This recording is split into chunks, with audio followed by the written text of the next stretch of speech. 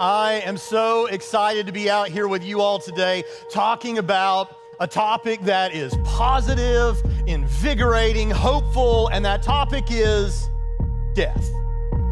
Now, don't you see that as a positive, exciting topic? Well, maybe not typically in your everyday life, but today, I think it can be. But we live in a world that is very much concerned about death right now.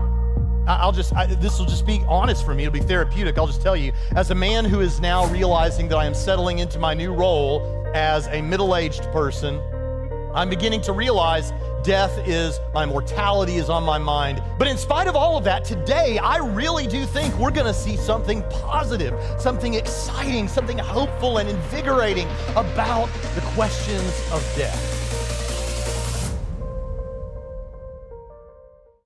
You know, one of my favorite quotes that Plato puts on the lips of Socrates is that he said, "To die, for all we know, may be an incredible blessing." But I actually like the Peter Pan version better. Peter Pan said, "To die will be an awfully big adventure." Well, I don't think we think about it that way, but today I think we should start thinking about it in those terms because we're going to be looking at a fascinating subject, near-death experiences. You've probably heard about some of this. You've heard about that kid that went to heaven, and you've heard some of the stuff on YouTube where people are putting stories up, and you see it on 60 Minutes or 48 Hours every couple of years, and you see all that stuff. You don't know what to believe and what not to believe.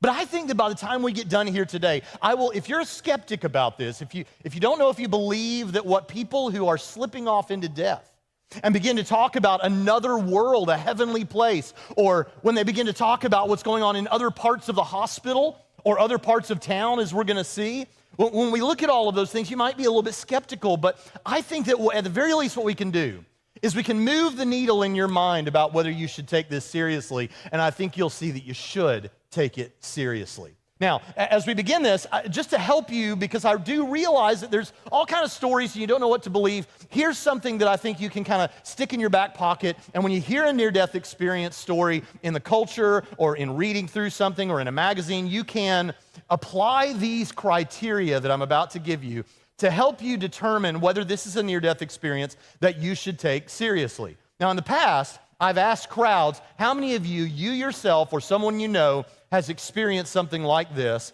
and about half the crowd always raises their hands.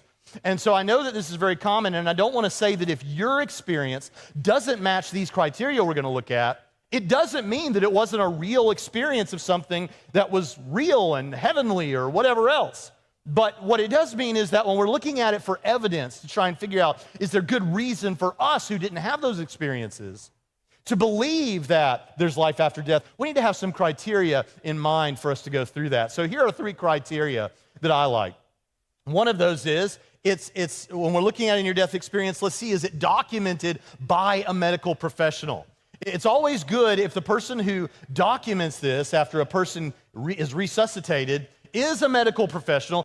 2, reported soon after the person is resuscitated or wakes back up. And the reason for that is some of these stories, somebody has some sort of an operation and then 6 months later they come back and they say, okay, guess what? I think I had this experience when I was under and in the operating room going through that. The thing about that is I don't know that someone might have influenced that person. I don't know, but that they convinced themselves that they had something on the basis of a dream or imagination. But if it's reported very quickly afterwards, that really helps. And then lastly, if it has, and this is the most important, if it has testable features. And you're going to see what I mean in just a few moments, but things that we can actually check out that only make sense if what this person was doing was experiencing some sort of a life and a conscious experience and all of that while they had no brainwave and no heart rate. And as one doctor says, in everyday terms, we're dead. So we're going to talk about that, and let's just go ahead and look at the evidence. One story that I like to pay attention to is the story of Daryl and his wife, Allison. Daryl was a 34-year-old grocery manager. He had just been married to Allison for not very long, and he had been raised, as had Allison, as a Southern Baptist, but he was not practicing. Neither one of them were practicing their faith. They were just nominally Christians in that sense, so they weren't really dealing with this. But he began to have serious problems and was going to need a heart transplant. And if he didn't get one, Daryl was going to die. So he began to experience ventricular tachycardia, which is my understanding is a serious pounding in your heart that happens just before you flatline, and that's it. And they were working on him trying to save his life. Daryl experienced 10 cardiac arrests before this was all over. That seriously weakened his heart further. And during these experiences, while the doctors were perhaps losing hope, Daryl became a changed man. Because Daryl says later that what he experienced there was 3 times he was pulled out of his physical body and was standing next to his physical body in the operating room, watching the doctors try and save his life. He was able to talk about things that he shouldn't have known about and that he was not in a position to know about while he was unconscious and experiencing this serious medical operation. He could talk about the colors of uniforms that people wore when they came into the room and how they moved around, what they were trying to do to save his life. He didn't understand all of it, but he could describe it. He did this 3 times. But during the anesthesia, before this happened, Daryl, who had been a nominal Christian, again, not practicing, began to quote whatever Bible verses he could think of. John 3:16 for sure. For God so loved the world that he gave his only begotten son, that whosoever believeth in him should not perish but have everlasting life. For God so loved the world. And he said it over and over and over again as he slipped off into the anesthesia. And when he was in these 3 experiences, when he was experiencing those, he said that there was a spiritual being standing right next to him. He said that when he was with this spiritual being for the 3rd time, which by the way, he said was the best time, he said he looked at the spiritual being that he said he just knew somehow, as though it had been spoken to him, though it hadn't, that this was Jesus. And Jesus did not speak to him. He said, you've got to let me come back. I've got a daughter. I'm worried about my daughter. I've just been married. I love my wife. I've got to come back. On the 3rd time, as the doctors were trying to save his life, this spiritual being that he said was Jesus looked at him and said, one word, go. He said in that moment, it confirmed for him, I was going to survive so that I could be with my family as I begged of this spiritual being. At that very moment when the spiritual being that he says was Jesus said, go, Daryl was back in his body and they were able to somewhat stabilize him.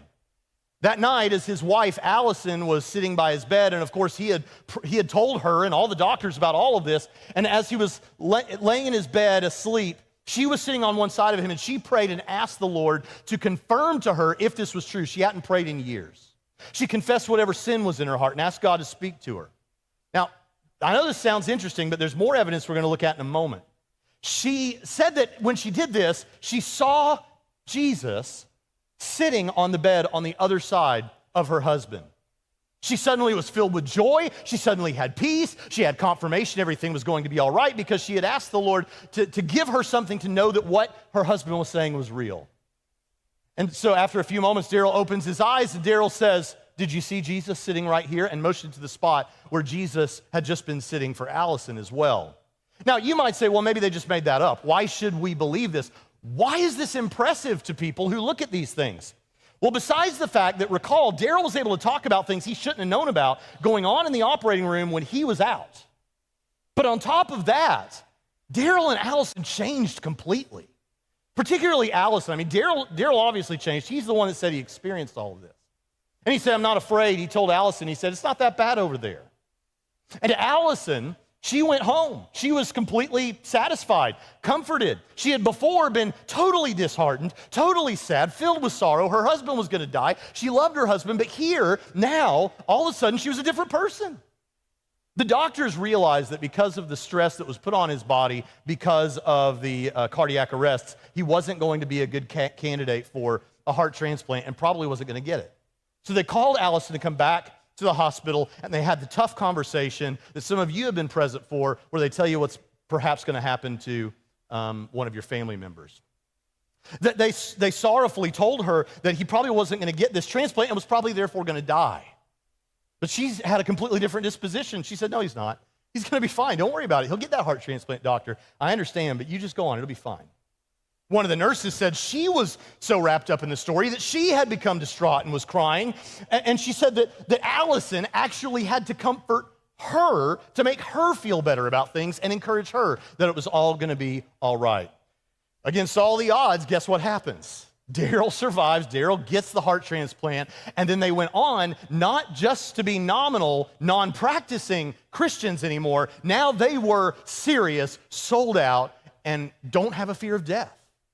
Now, this is such an amazing story that Michael Sabom, a medical doctor who reports the next case that is discussed in the medical journals a lot, this is one of the stories, Daryl's story is one of the stories that made him want to put together a research group to try and look into this more.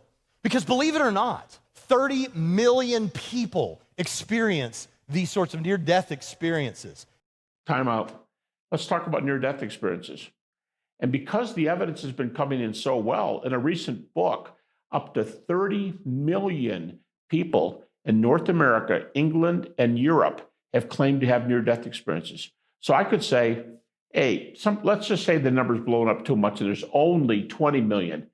In a way, that's 20 million people who've been to Narnia, if you want to look at it that way. So don't tell me there's no empirical evidence for this. It's all real. I've been there. That's got to be answered. There's got to be something about that said. And so the next case that furthered this desire to go into deeper study was the story of Pam Reynolds. Pam Reynolds was a woman who went in to have surgery done on, I'm going to read some of this because I'm not a medical doctor, and so I'm going to butcher some of the terminology here. But she came in to have a basilar artery aneurysm removed on her brain.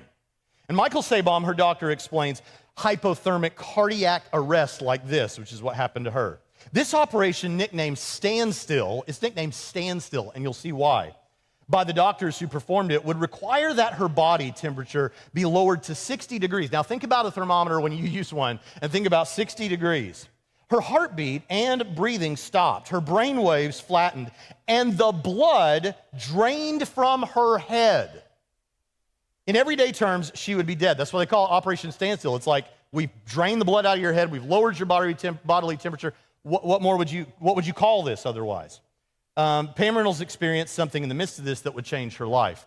Pam said that now this was the state she was in. She was in this situation, she's lying there in the operating room, she's got gauze and cotton balls taped over her ears, she's had the blood drained from her head, her body temperature lowered, and there's a clicking device in her left ear, I think it is, click loudly ever so often, like so many times a second.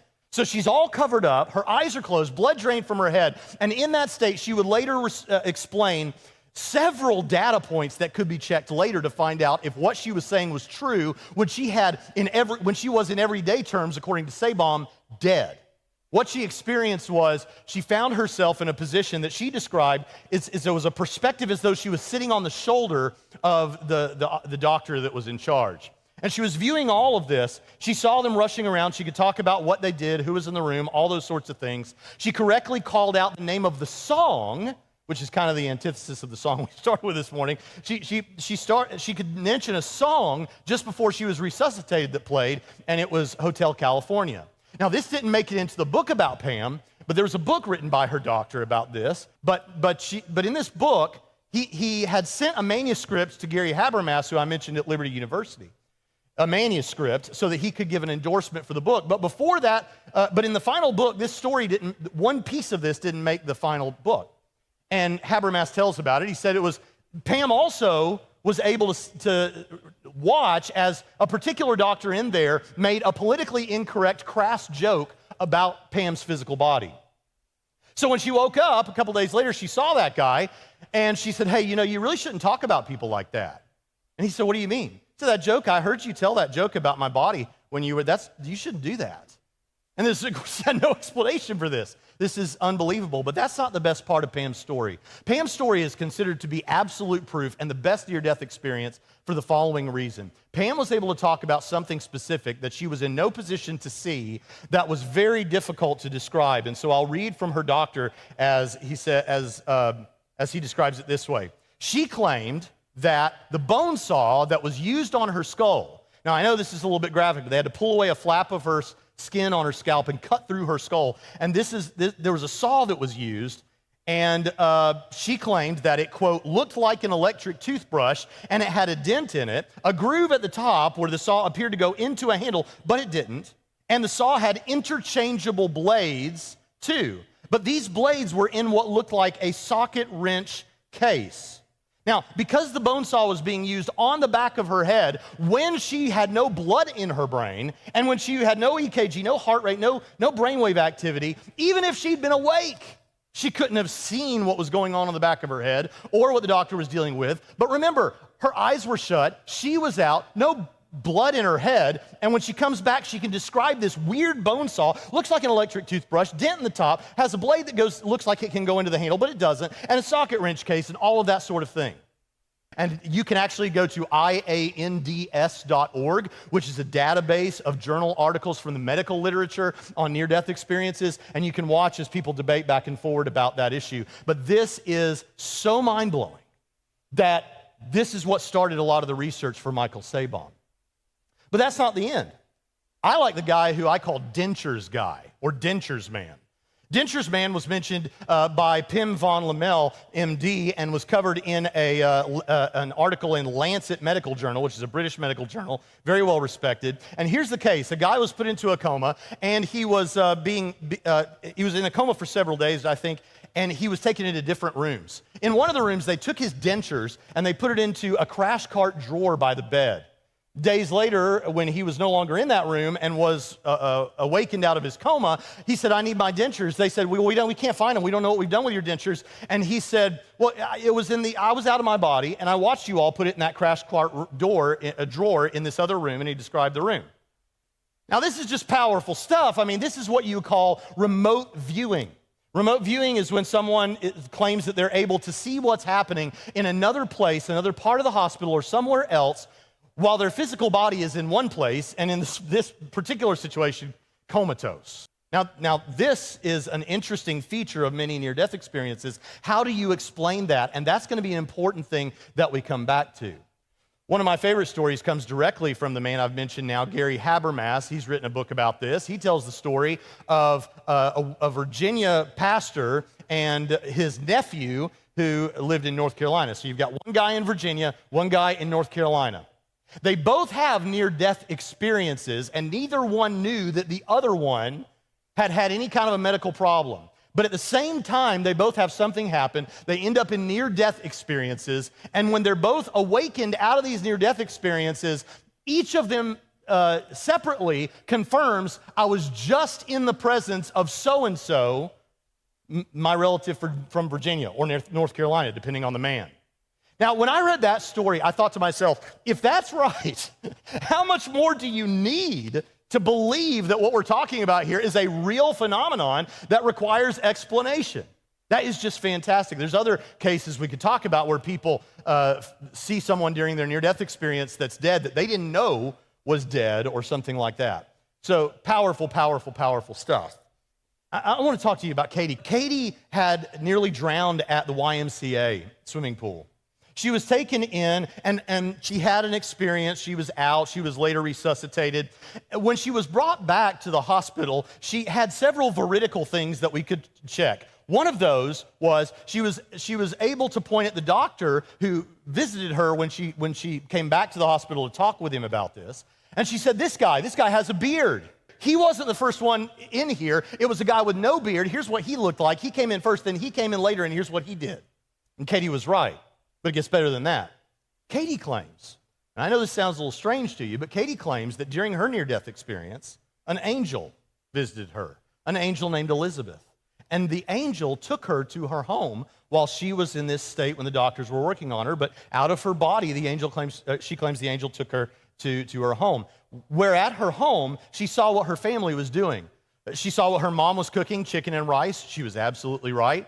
She saw what her brother was doing, playing with a G.I. Joe in a G.I. Joe Jeep. She described what her sister was doing, brushing a Barbie doll's hair and singing out loud to a popular rock song on the radio, and she could name the song.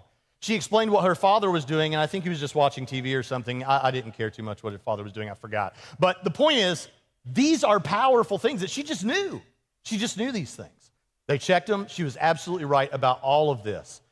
So what will we say? Now, you might say, okay, yeah, I get all that, but Braxton, when we're talking about near-death experiences, man, we're talking about when people go to heaven and what they see and what it's like and what can we know and all of that. Well, I want to make very clear to you that so far I've presented you with cases where though there may be heavenly stuff going on, like Pam Reynolds, the lady that had the blood drained from her head, she also claimed to experience in her near-death experience an uncle and an aunt and people like that. Katie talked about Mark and Andrew. Who's Mark and Andrew? Two people that she saw in her near-death experience. So there are all of those things, but what I'm primarily focusing on for us is what is there that we can check? And that usually means other things here on earth that they claim to have seen, because it gives good evidence then for believing that the afterlife is true. But I'm not going to leave you hanging. I am going to tell you something of what these people say about their heavenly experiences. And what makes that stronger is that there are commonalities that take place across these different experiences. They're not in every case, not all the features are in every case, but these are the things that seem to be typical of these kinds of near-death experiences. And so I want to share those with you right now. One, out-of-body experiences, sometimes referred to as OBEs, and we've been talking about that. All the people we've been talking about said that they saw this from outside their body. Heightened senses, we're going to see that in just a few moments, but many times people say, what I was experiencing in my near-death experience wasn't like a dream. It wasn't like some kind of mystical vision. It felt more real. It seemed more real. My senses picked it all up as more real than what I'm experiencing right now. Intense and generally positive emotions or feelings, we get that. Passing into or through a tunnel, you've heard about that. Encountering a mystical or brilliant light. Encountering other beings, other mystical beings, or deceased relatives or friends. We've talked about that. A sense of alteration of time and space. A life review. Have you ever heard someone say it seemed like my life flashed before my eyes? One of the places that comes from is because one of the commonalities of near-death experiences is that it seems like there is a panoramic life review where it's almost as though you see the major events of your life all very quickly like that. That's why we say that. It comes from this sort of thing. Encountering a border or barrier you can't cross. That's going to come up in a moment. A return to the body either voluntarily or involuntarily. Some people want to come back, like we saw with Daryl, who thought there were people that really needed him to be there. Other people will say, I didn't want to come back, especially people that don't just encounter a spiritual being like Daryl did, but actually claim to have gone to a heavenly place. Many times those people don't want to come back. They want to stay. When they come back into their body, they're a little bit let down because their body is heavy and their body has pain and their body has problems. And some of you out there know what that's like. How many of you have begun to realize that as you've gotten older, there's less hair, less you have to wear glasses. Anybody like that? You realize you're getting older and thank you, brother. You're the only honest person here. But some of you, your arthritis is so bad you couldn't even raise your hands. I get that. But the idea here is that these things are commonalities, and so for that reason, it strengthens the case. I can't confirm to you that Pam Reynolds saw her uncle or aunt in heaven or spiritual beings or cities of light or any of those kind of things. But what I can do to strengthen it, I think, is to say, look, these are common. You know, ones that I shared here at this church a few weeks ago, a couple of months ago, that briefly I just want to share it here now, is the story of a case like that. Habermas was speaking at one time before a group of medical professionals, and a woman stood up on this side of the crowd, and she said, I'll tell you right now, you're talking about heaven, I've been to heaven. Someone on this side of the crowd stood up and said, well, don't just stand there, tell us about it. And she said, I was giving birth to my third son, and I bled out on the table. And I was declared dead. I'm not saying I was really dead, but I was declared dead. And she said, I was in a place, and I can't tell you much about it, but I'll try. He said, are you sure you were there? She said, I'm more sure I was there than I am that I'm here right now. She said, I can tell you about it. I can tell you about the colors. The colors were so amazing. And then she stopped herself and said, no, because when I say color, you're thinking of red and green and blue. And these are colors that the human eye can't yet experience. Heightened senses, you see. And then she said, well, I can tell you about the music. The music was so amazing. And then she stopped herself and said, no, because when I say music, you're thinking of Beethoven or Mozart. This is music like you've never heard. She said, I guess I can't tell you about it. He said, let me ask you this. My understanding is that the strongest bond that two people have is the bond between a mother and their child. She said, I agree. He said, you had two sons and one that you carried for 9 months but had not yet held in your arms. So if you had your way, would you have stayed there or would you have come back to be with your children and your husband? This is the most telling of all. She looked at the ground and pointed to her husband and said, I know how this sounds, but he could raise our children. I would have never left that incredible place. Now listen, folks, I can't tell you that what she experienced was real, but what I can tell you is that we have all of these near-death experiences, and the commonalities touch on the very sorts of things that she described. These are commonalities across the board. She experienced a border that she couldn't cross, or she wouldn't be able to come back. These things are in the commonalities. So this is powerful. In fact, you might say, well, okay, but Braxton, a lot of what you said has been Christians. And of course, we would expect Christians to say preachy kind of Christian things like this. What about unbelievers? One of the most famous is A.J. Ayers, who was an agnostic philosopher, not a believer, agnostic philosopher, had a near-death experience, and he said, it was as though, he didn't say it was as though, he said, I was encountering a bright being of light, red light in his case, and he said, I knew at once that it was responsible for the governance of the universe. Now, I don't know about you, but if I encountered as an agnostic, unbelieving philosopher a being like that I thought was responsible for the government of the universe, I don't think I'd be an agnostic anymore. This is the kind of power that these things have. It doesn't just happen to religious people. So let's talk for just a moment, because we do happen to be in a Christian church, and maybe you'd say, well, Braxton, why all the evidence? Why are you talking about all this evidence? Why not just believe? Don't you guys just believe what the Bible says? Well, it is true that the Bible has something to say about this, and so let's talk about that for just a moment. First of all, 1 Corinthians chapter 15 and verse 52 through 55 says this, in a moment, in the twinkling of an eye, at the last trumpet, for the trumpet will sound, and the dead will be raised imperishable, and we will be changed. For this perishable, our physical bodies, must put on the imperishable. And this mortal must put on immortality. But when the perishable puts on the imperishable, this mortal puts on immortality, then will come about the saying that is written. And that saying is, death has been swallowed up in victory. Where, O death, is your victory? Where, O death, is your sting? So yeah, the Bible, the New Testament, Paul just flatly says, not only is there something coming after this life, that you survive physical death, but your body is going to be raised, and you're going to live in a new heaven and a new earth. So yes, the Bible does obviously flatly tell us all these things. But we've seen now that you could know some of these things or have good evidence to believe it, even if you didn't have the Bible to tell you that, but it does confirm what the Bible says, or at least it's consistent with it. But there are people who think that the Bible is inconsistent with near-death experiences. And usually those are Christians who think so. And the reason for that is from a passage, Hebrews 9:27. Hebrews 9:27 says, and just as it is appointed or destined for people to die once, and after this comes the judgment. Now the idea here about Hebrews 9:27 is, hold on a second, Braxton, you're talking about people dying and coming back. The Bible makes it very clear. Every single individual dies once, and after that they experience the judgment. And you've got people dying 2, 3, 4 times or something. Well, first of all, there's a couple of things we can say about this. Have you ever seen The Princess Bride? Mostly dead. He's only mostly dead.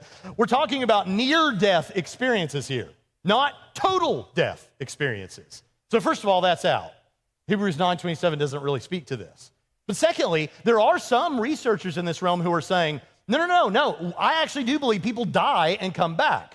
Well, I don't know what's going on with that, but if they believe that, then what we could say is, this passage right here definitely isn't talking about what happens to every single individual. Because this passage right here is saying it's appointed unto man once to die. Okay, every individual man? Well, Enoch and Elijah in the Bible didn't die. And then you've got people who died twice. Basically, anyone who was resurrected except Jesus, like Lazarus, for example, died twice. So this is a general statement about things. It's not an explanation of what happens in every single case. So no problem. And even if it was, this were near-death experiences, not total death experiences. So I think that's interesting. Another problem with, okay, maybe it's consistent with Christianity, but isn't it consistent with anything? Well, no, it's not consistent with anything. But what some will say as a criticism is, hold on, what about people that experience near-death experiences who are Hindu or who are Muslim? They claim to have Hindu near-death experiences and Muslim near-death experiences. Well, hold on just a second. Unless this being of light that you encounter is wearing a name tag, you might interpret it according to your own religious tradition. So Muslims might presume that that's Allah or Muhammad or whatever, and Hindus might presume it's something else. But the fact is, there's nothing inconsistent. It doesn't affirm those religions.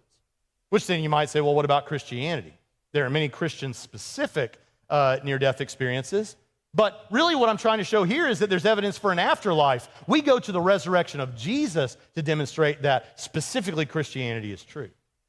But this is powerful, I think. So this is what the world has to say about it. This is what happens in other religions. Now we got to ask the question, what's the cash value of this? What does it matter really then? Well, I think what matters is there are several things here. Well, for one thing, naturalism doesn't work, doesn't seem to make sense on this. Naturalism, the idea that everything is just matter in motion, there's no supernatural, there's no spiritual, there's no soulish things, nothing like that. One of the explanations that has been offered has to do with the chemicals in your brain that get dumped as you slip off into death to give you a pleasurable experience, and maybe that accounts for all of these things.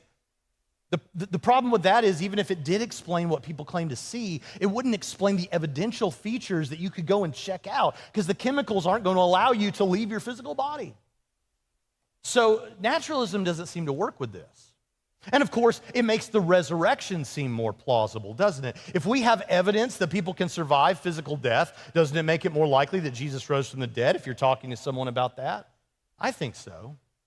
And of course, it affirms the afterlife, which is deeply comforting to us. It affirms the reality of the afterlife. You know, I'm very interested in death. One of my favorite quotes is from Lord of the Rings and The Return of the King. You've probably seen that film. And when the enemy is about to bust through the walls and presumably kill everybody, Gandalf, the great wizard, says to one of the hobbits who's scared about death and asks, "Is this the end?" He says, "End? No, the journey doesn't end here. Death is just another path, one that we all must take. The gray rain curtain of this world rolls back and all turns to silver glass. And then you see it, white shores and beyond a far green country under a swift sunrise." And the hobbit says, "That doesn't sound too bad." And that's how I feel. We actually have good reason to believe that Gandalf is right and that there is something beautiful coming beyond this. It affirms the afterlife thing. It's because I've been concerned about death since I was in my late 20s, mid to late 20s, and thinking about it in one way or another all my life. And it's not just because, like everyone else, mortality is a real thing. It's because my father has a rare genetic blood disease known as von Willebrand's disease. And he's, according to Mayo Clinic, the one who has it the worst of anyone his age. In other words, people that get this blood disease normally die much younger. So all my life, if my father falls and scrapes a knee, he could bleed to death. If he gets a tooth knocked out, he could bleed to death. I remember when I was young, he bit his tooth and we had to drive 3 states away so that he could get to a doctor who could stop the bleeding because he just bit his tongue. When he was 15 years old, he had to take 120 pints of blood in a week's time. So my life, I've always been concerned. My dad's going to die next year, a couple of years, 5 years. People would tell me, "Appreciate your dad. He probably won't be with you very long." Imagine that. And so when I graduated from high school, my father was experiencing congestive heart failure, and so they had to do heart surgery on him. I was very worried, obviously, but more than most people would be in a situation like that. See, my father told me that he had prayed that he would live long enough to see both his sons graduate high school. I was the second son with diploma in hand, just a few days before I had graduated. And now we were in the hospital, and my father was probably not going to make it, according to what the doctors had said. And so as I sat by my father's bedside, I opened his Bible, and in the front he had written, "God always keeps his promises." Well, God didn't promise me that my father would survive that day, but he did promise me that I'm going to experience this heavenly existence, the new heaven on the new earth, forever with my father and with the Lord, if it's all true. The last thing my father said before they wheeled him out was he called me and my mother and my brother to his side, and he said, "Son, Marilyn, Chad, Braxton, the only person I know for sure is saved is me. The only person I know, in other words, for sure has accepted what Jesus offered and is on their way to be with him forever is me." And he said, "So if this is my dying wish, I just have one request. I'm going to be there one day. I'm going to be there. Just be there. Just promise me you'll be there." father survived that day against the odds, and he has a birthday next month. He's in his 70s. But what I want you to know is I'm going to be there. I want you to be there as well. How do you be there? Trust the Lord Jesus Christ. Turn from your life without him to a life with him. We call that repentance. But just think about these things, and I hope it's moved the needle in your mind, because these things are urgent.